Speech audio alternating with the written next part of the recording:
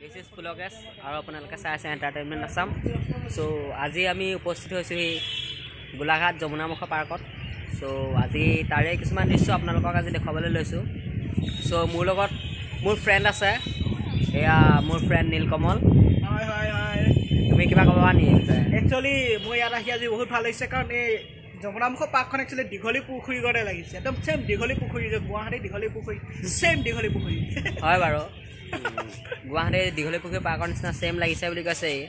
চ' আপোনালোকে আৰু কিছু দৃশ্য আপোনালোকক আজি দেখুৱাম। ভিডিঅ'টো ভাল লাগিলে প্লিজ লাইক কৰিব, শ্বেয়াৰ কৰিব আৰু আমাৰ চেনেলটো প্লিজ ছাবস্ক্ৰাইব কৰি দিব। আৰু কিনো ক'ম আৰু, চাই থাকক আমাৰ ভিডিঅ'।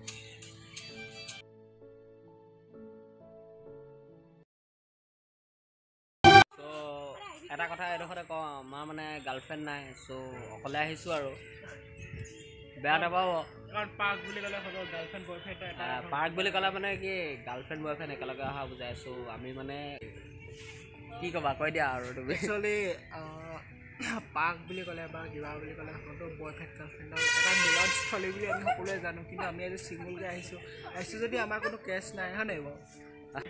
চ' চাই থাকক আমাৰ ভিডিঅ'।